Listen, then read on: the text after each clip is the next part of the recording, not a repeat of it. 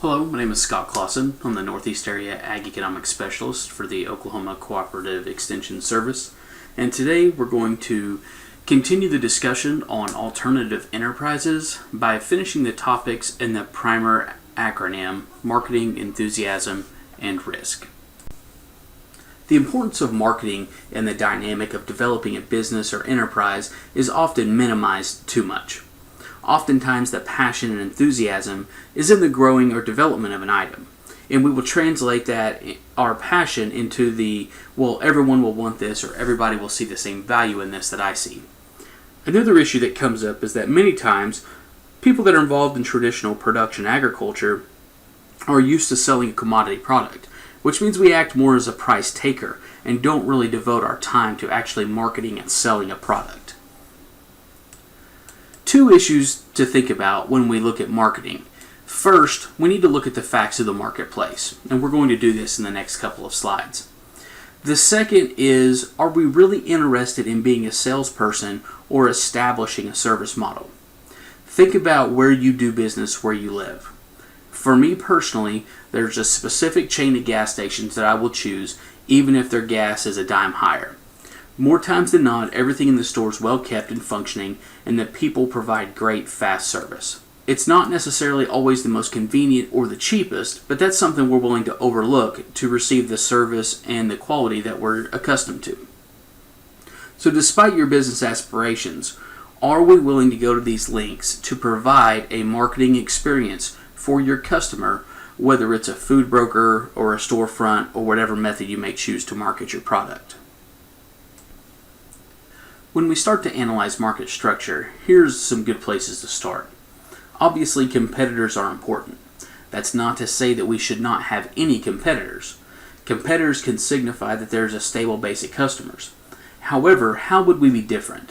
What about our production system would allow us to be in a better cost position, or what would make our product better than theirs? Another issue to look at is scale economies. These certainly exist and are a big component of size and profitability. Many times these are tied to the ability to make fixed asset purchases. Many times these machinery or equipment purchases are tied to efficiency improvements. Generally in traditional production agriculture, we have more investment in these items than are economically justifiable. In many cases they are convenience motivated and provide minimal efficiency gains. Understanding what cash and non-cash costs are involved in these purchases is important, as well as being able to quantify what time or labor will be saved by the purchase of this item, and ask ourselves, are we running enough product to really capture the efficiency of this equipment? In food production related areas, we know that regulations exist and for good reason. These can create barriers in markets and limit entry because of the cost or facility needs. Make sure that your marketing plan has these costs accounted for.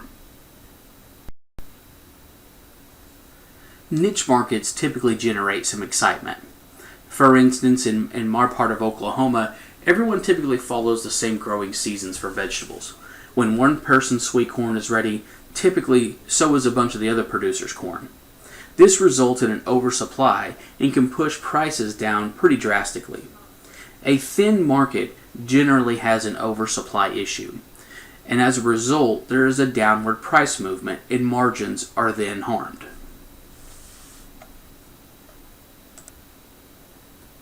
Product differentiation is another really important topic to cover. Many times we're going to look at how can we provide additional services around our product to differentiate ourselves from our competitors. This is typically done in the form of adding other services or items that may go along with the product that we're producing. Another great way to differentiate your product is through branding.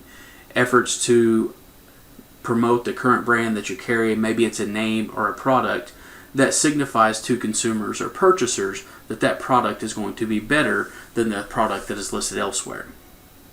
In many cases, we need to alter the features of the product or look for byproducts from that item that we can use to market in our operation.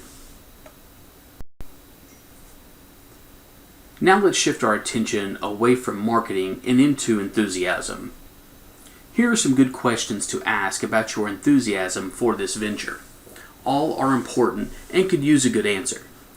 Another thing that we might add to this list is how good of a grasp do I have on what I will actually be spending the most of my time doing. For instance, I may need to spend more time marketing and selling than I do in production to be successful. So am I passionate about marketing and selling my product, especially in comparison to how much passion I have for maybe the production side of things? Risk level is another factor that we need to explore. This graph shows the relationship between risk and reward. Risk preferences exist amongst everybody. For example, let's think about sales jobs.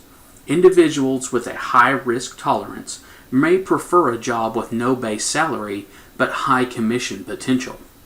Others that are more risk averse may tend to settle at a lower pay level to ensure the stability of a more dependable paycheck.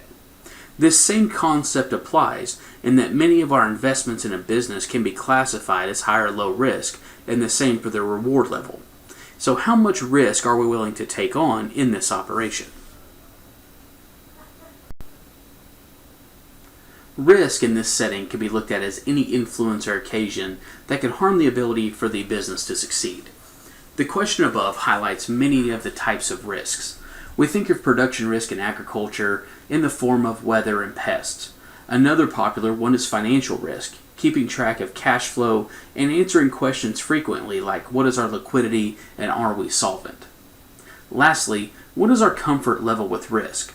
Entrepreneurs are generally more willing to accept risk, while folks like myself are more risk averse, and the level of risk needed to develop a new business would not fit my risk preference. So how do we respond to risk? Many of our responses in terms of the financial side would refer to our leverage and liquidity positions. Leverage simply referring to how much do we have borrowed versus our assets, and liquidity would look at our cash position. And are we in a stable enough condition in both of those areas to absorb times when sales may not be what we anticipated them to be. Production responses would be to pick up insurance or diversify products. In production agriculture, we would think of this as buying crop insurance to protect a wheat crop or something to that effect. And market responses can be a bit more technical. Maybe we're contracting inputs so we stabilize our price position, or maybe we can go ahead and use some kind of pricing strategy out front to ensure we receive for our good what we're anticipating.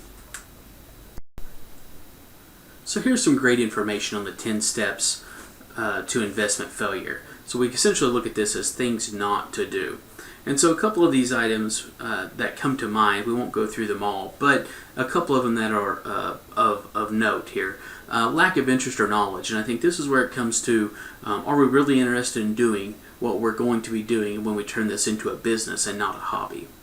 Another interesting one is number 6, is not understanding our cost position, understanding where we're going to break even, where we're going to be profitable, and just understanding that line, do a good enough job tracking what we're doing to give us that information. Number 8, being unfamiliar about tax laws. That's one that certainly stands out in my experience dealing with small business owners, is that they can really get themselves into a position there that is hard to get out of. And then number 10, expecting the process to be quick. Many times the lag time between when it really becomes a business and when it really starts to take off and really recognize some of the gains from that can be longer than expected. So here are some personal considerations if you're looking at taking the next step in a business venture. So what are your investment goals? How much time do you have available? What is your knowledge and interest in the process? The next 3 kind of lump together in terms of what is your financial situation? What capital do you have to be available to spend? And are you willing and can you handle financial loss in the startup phase? And lastly, what is your risk tolerance? So as we finish this discussion on alternative enterprises, I'll kind of give a refresher back to the primer method. Profitability, resources, and information that were covered previously by Dr. Doi. And then today as we looked at marketing, enthusiasm, and risk. So before we conclude with this webinar, I wanted to show you these business planning resources that may be helpful for you. Feel free to visit any of those sites to see that good information. And then lastly, if you have any questions about the items that have been covered in this webinar, feel free to contact me at the information shown below, and I'd be more than happy to speak with you on it. Thank you, and I appreciate you tuning in for this webinar.